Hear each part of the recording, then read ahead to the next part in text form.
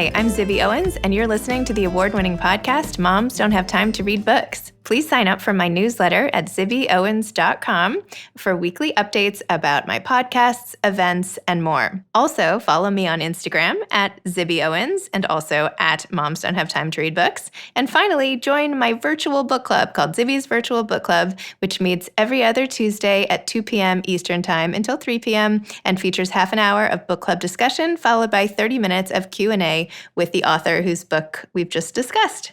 You can sign up on my website, zibbyowens.com, under the Virtual Book Club section, or even on Instagram under the link in my bio. I hope you'll find me in all these different channels and enjoy this podcast. Hi, I don't know if you guys know this or not, but I have an anthology coming out called Moms Don't Have Time To, a quarantine anthology. And it comes out on February 16th and has essays by 60 plus of the authors who have been on this podcast.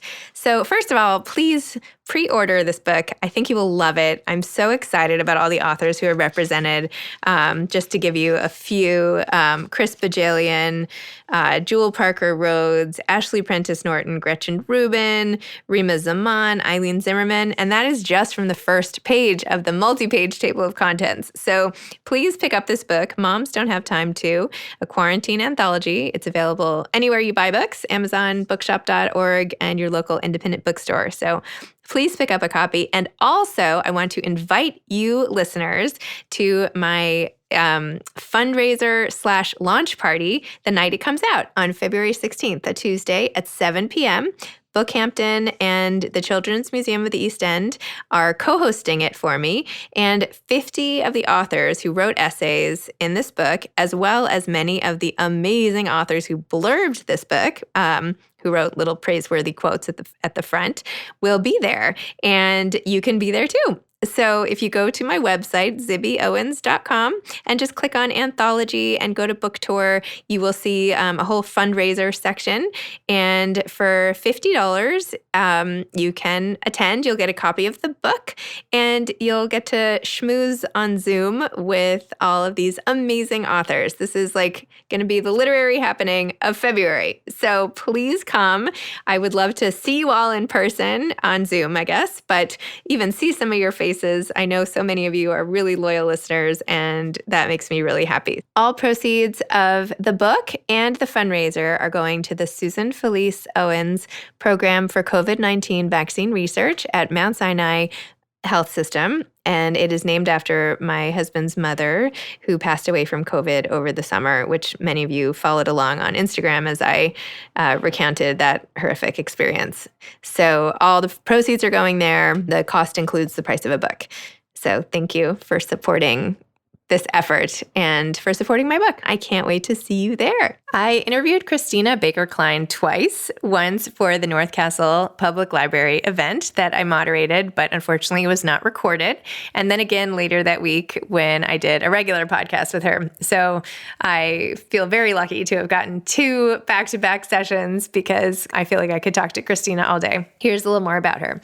Christina Baker Kline is a #1 New York Times bestselling author of 8 novels, including Orphan Train.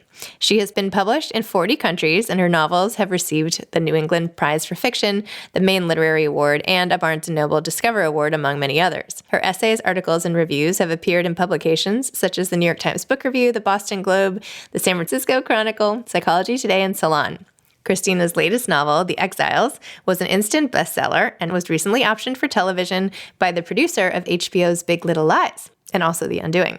In addition to writing, Christina serves on many advisory boards, is an artist mentor at Duke University and at Stony Brook University, and is an author advocate for the literary organization Room to Read. I hope you enjoy our second conversation, and I'm sad that you didn't get to hear our first. Welcome, Christina. Thank you so much for coming on Moms Don't Have Time to Read Books to discuss The Exiles. Thank you so much for having me. I'm so happy to be here. And we just did, as we were chatting about before the podcast, we just did this fantastic event for the North Castle Public Library together last week, but it wasn't recorded. So we're going to do it again as a podcast. But at least now I got all this inside information about you from that. So sort of like a extra prep session. But I promise this is being recorded, so we're all good. Okay, perfect.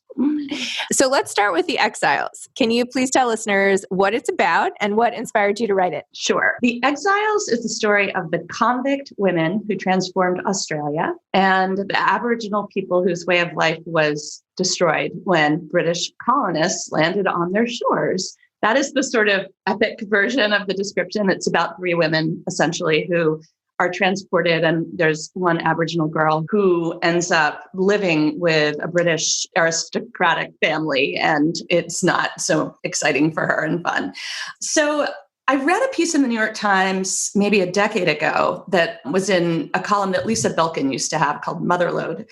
And to Zibby, I think you've contributed to it. Yes, I did. Yeah. I did. Much less highbrow of a piece, though. It was about like my kids, my being sad I couldn't go to like kids in sports or something with them anymore, and I had to sit on the sidelines. So, anyway. That's totally fun. Well, I was a mother of kids in the parenting needy ages. And so I always read it. And this one column happened to be about the convict women and how they took care of their children on the ships, which were often repurposed slaving ships, headed to Australia for 4 to 6 months at sea. And I read that and I got this sort of tingle, and I realized this is what I want to write about next. And it was totally intimidating because it's in the 1840s and it's in Australia and England, neither of which I've really written about. I've written a little bit about, one of my novels has a character who's English. I grew up in England for 9 years. I was born there and I have dual citizenship. So I feel a little bit on sturdier ground with that, but not so much with Australia. So I knew it would be a big project. But I had been obsessed with Australia ever since going there as a Rotary Fellow in my 20s. And I loved it. And I became really interested at the time in the story of the convicts, because, of course, Australia was founded as a penal colony, and 20% of Australians today are descended from convicts. And also learning about what had happened. It's a similar sort of parallel or inside out version, I suppose, of our own story of British settlers coming into America and taking over. So it was fascinating to research. But I also got in a women's prison, and I did a book on feminism with my mom and interviewed all these women for it. And sort of through those experiences, all three of them came back when I wrote this book, kind of came together. I can't believe that 20% of the people in Australia still are descended from, I mean, isn't that crazy? You would think that it would be like mayhem and disorder. And yet it's like the place everybody just wants to go visit, and they're so laid back. What do you think that's about? That's crazy. I do think that the Australian sensibility is in part because of their origins as a penal colony. You know, these people came from a very stratified world in Britain where there was no social mobility. You could not go up and down the social ladder, and there were no social programs, and the poor were just stuck at the bottom. And they got to Australia, and even though the journey was difficult and prison life was definitely not fun, if you got out, and in fact, one descendant of a convict said to me, you know, our character is forged out of having survived all this and then being able to start anew and having all kinds of social mobility once they got out, becoming entrepreneurial, for example, and also this sort of irreverence and this kind of humor that you see a lot of Australian people share.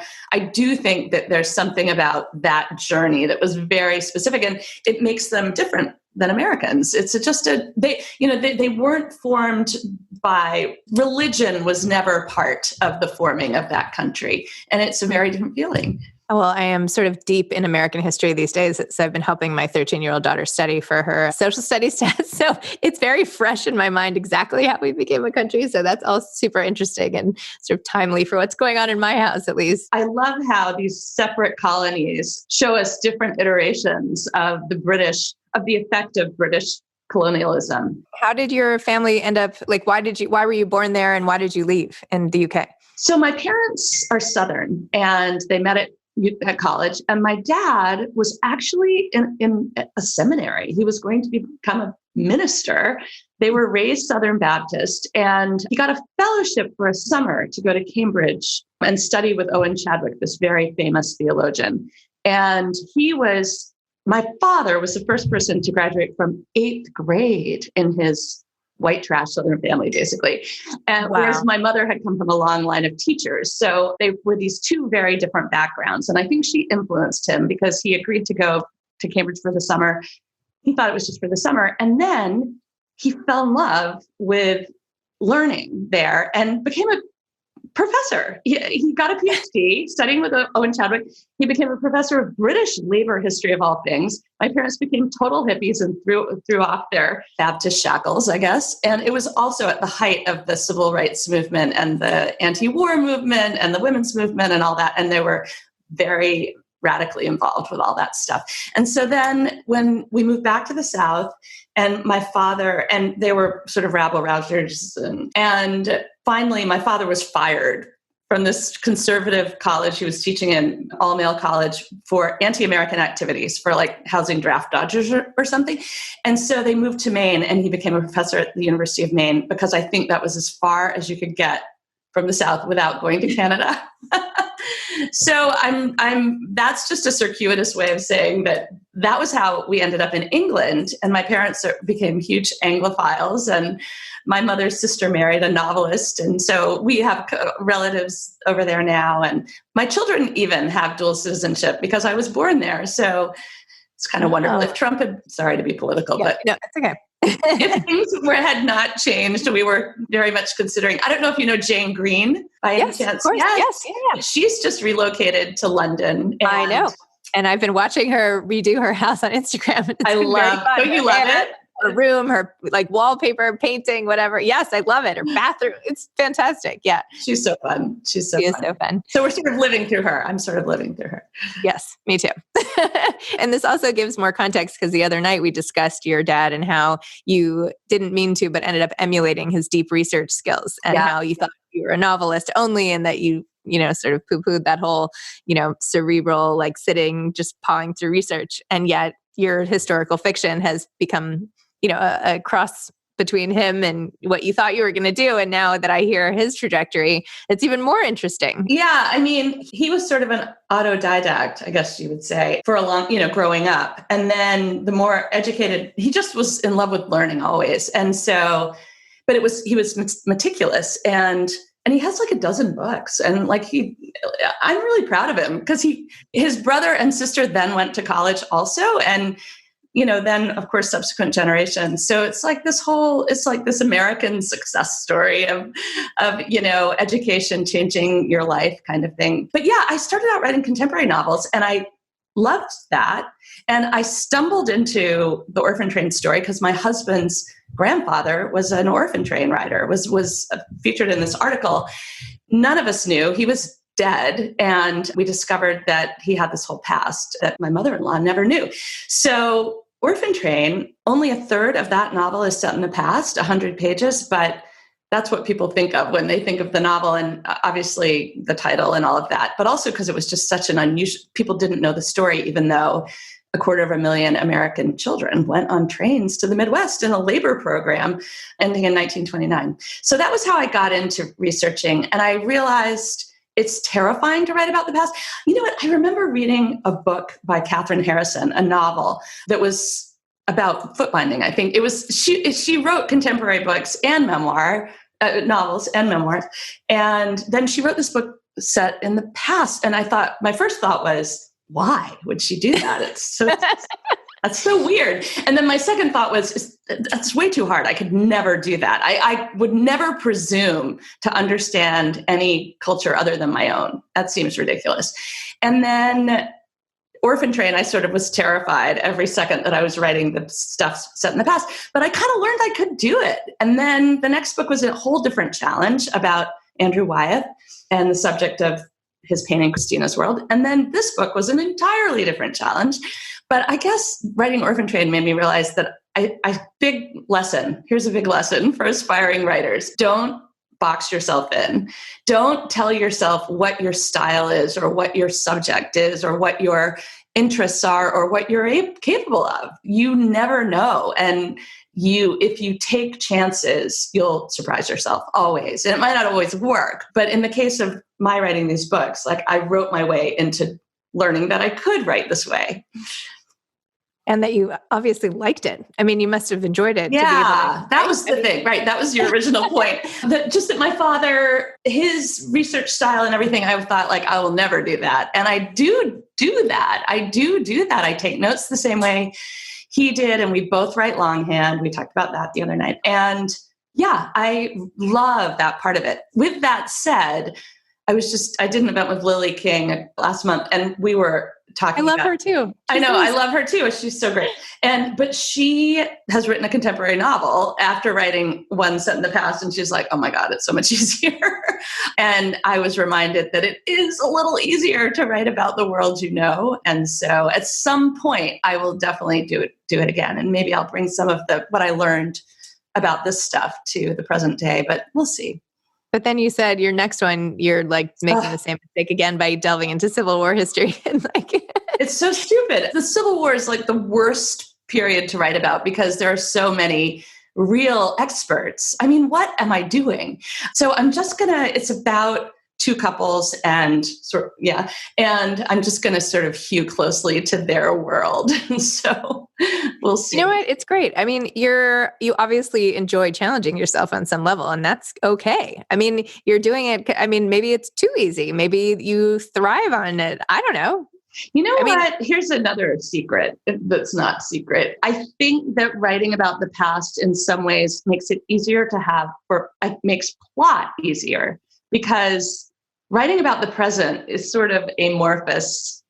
And if you're writing about people in your own sort of world in a way, then you have to make terrible things happen to them. I mean, something has to happen in a novel. So you put people through misery in one way or another. That's sort of the plot of every novel. And in some ways, writing stories set in the past gives you more of a frame for the story. And that's what I have trouble with. Like, the words on the page are one thing, but really the structure and the plot, I could just write and not have a plot, but that is not how a novel works either. I was just talking to people about, some Holocaust era fiction and how just knowing it's about World War II or the Holocaust or something, you already know the general plot. You might not know the sub stories and exactly what the book's about, but you already are like moved and emotional, and you know where your emotions are going to go because of that. So it's almost like no, this is going to come out the wrong way. It's not cheating, but you're relying on an inherent structure, which is sort of what you're saying about some of your stories. Not cheating, though, of course. No. I totally know what you mean. And actually, I've never riding that wave. I am flabbergasted at the ongoing interest in novels about World War II. And of course, I get them all across my desk, in advanced reading copy form because I write about the past. So, but I can't. It's amazing to me the appetite for World War II fiction that doesn't end. And in fact, I was talking to an editor about it who said, we really thought it was a trend that, they have all these trends in publishing, like chick lit, whatever. And then you never hear that anymore, right? But she said, what we're finding is that there's an endless appetite. Like, not all the books succeed, but you're exactly right. And I actually, Zibby, had never thought of it that way, that it is about knowing what you're getting in a certain way when you read a book about World War II, especially a novel. And not to generalize too much, but a novel by women with a certain kind of figure on the cover is going to yield a certain kind of story about World War II. Yeah. So, and if you like that, then you can just keep dipping into that well. I mean, one of the things for me is that I don't want to, and maybe someday I will, but I don't want to revisit the same territory. So even though I've written 3 books set in the past, they're all very different from each other, and they're all very different parts of the world and of the past. It's not like the past is limiting. Right, that's right. Write about anything, anywhere. It's like the world is your oyster. You could do this forever. I mean, you probably will do this forever, right? There's an endless amount of really interesting things, and particularly with the Exiles. I mean, I didn't know a lot about this at all, and I feel kind of like a moron, like even with all the things that I've learned from you about it. But even the idea of being like trapped on a boat with your children for 3 to 6 months, even that alone, that little tidbit, when like I can't even like drive from here to the grocery store with all four of my kids sometimes. And I'm like, how do people do that for months on end with like no iPads or no nothing to distract them? Oh God, I know it's just amazing what they went through. But we don't know the stories of the poor and the dispossessed, because those are not the people who write history, who write the history. History is wars and presidents and generals and treaties and robber barons and the wealthy and the educated, the people who are in power. And the people I write about are not in power, are not the people in power. They're the quiet stories. They're the stories that nobody has heard. And, this story of the convict women, as you say, every continent has its own stories like this, and a lot of them are still ongoing. So that's one of the things that writing about the past opens you up to, I think, is the realization. I think we talked about this the other night too. So That's okay. The realization that, yes, things have changed in some amazing ways, and it's great to recognize that. But a lot of things stay the same. Character is the same in some ways. In other words, the feelings people had in 1840 are as real and as deeply experienced as the ones we have today. And I think that's what I try to do in these novels, is to stay very close to the bone in terms of making my characters feel as if they could live now, so that readers experience these situations through their eyes in a way that feels familiar in some ways. I'm not trying to approximate what someone wrote like in 1840. I'm writing as a contemporary writer about the past. And so if the books succeed at all, I think it has something to do with that sort of impulse to make it feel fresh and modern, to make 1840 feel as relevant as, 2020. Which you totally did. And you also do it by letting the reader into sort of the inner world of your characters. And even though, like, if you were to see a picture, not even that there were pictures, but, like a sepia toned, brown and white picture, people seem so different, right? They must look, but they're not. Like the child, I always forget her name. Mathena. Thank you. Mathena is still just she's an orphan who's doesn't want to go off with strangers. I mean, that's any child today, right? Yeah, and exactly. Of course, you poke fun at the people who actually were real people in real life with their snootiness and wanting to dabble in basically child snatching for their own amusement. Right. So you immediately put us there. And it feels so real, which is great. When I was researching Orphan Train, I was at New York Public Library a lot, and the Lewis Hine collection of photographs of immigrant children working in factories, the lives of the poor, really interesting stuff. And a friend of mine on Facebook, Margaret Bruchuk, is doing a project where she's working with an expert colorist, and they're taking his photographs, and it's stunning. I'm going to send you one of them. Oh, good. It looks like my child or me, or it's standing there, because she makes it like as if it's today. And this kid standing on a factory floor, and you're like, wow, this is not this cracked sepia tone, photo. This could be now. Wow. Yeah, it's cool. And so that's sort of what I'm trying to do, I guess, is a written form of that idea of colorizing, of making a story come to life that seems as if it's in the dusty pages of an old book. And tell me about all the different movie-ish, whatever adaptations of the various projects you have going on. Well, my 3 latest novels have all been optioned. 2 for, does the big screen even exist anymore, for movies? And the latest one for a series, which is where everything is going these days. And the team that bought The Exiles is all female. They're half in Australia, half in Sydney, half in LA, and they're just so fun and wonderful. And I'll be executive producing and hope to be quite involved. COVID has delayed everything, but they did Big Little Lies and The Undoing that we saw recently on HBO, and which we watched start to finish from like 8 p.m. to 2 a.m. nonstop. We could not get off the couch. Whole thing. I couldn't believe it. This was like last weekend, by the way. Well, don't you live somewhere near where they filmed the house? Yeah, I live in the middle of every scene. I felt like I was in the movie, and I'm glad I watched it while I was in the city, because I was like, she could have been walking down my block as I was watching it. Yes. Totally. I just found it really, fun and stylish. And anyway, I think all of us got a little boost in the dark days of November watching that. Though I have heard from some Upper East Side moms, like, nobody would dress like that. So anyway, but we'll leave that alone. Anyway, well, Christina, thank you for doing another, conversation with me. That's so fun. I feel like I could just chit chat with you about your work and why you do the things you do. And, Well, next time we'll talk about you, because I think you have a very interesting life and I want to hear more about it. And I can't wait till we can hopefully get together in person. Me too. That'll be great. Thank you so much for having me. I really appreciate it. Thank you. This was so delightful, and I'm thrilled to have gotten to do it twice. Yay. I hope it's entertaining for people. It was entertaining for me, so that's all I care about. That's good. Well, have a great day, a snow day, and hope to see you again. You too. Okay, all right. Bye.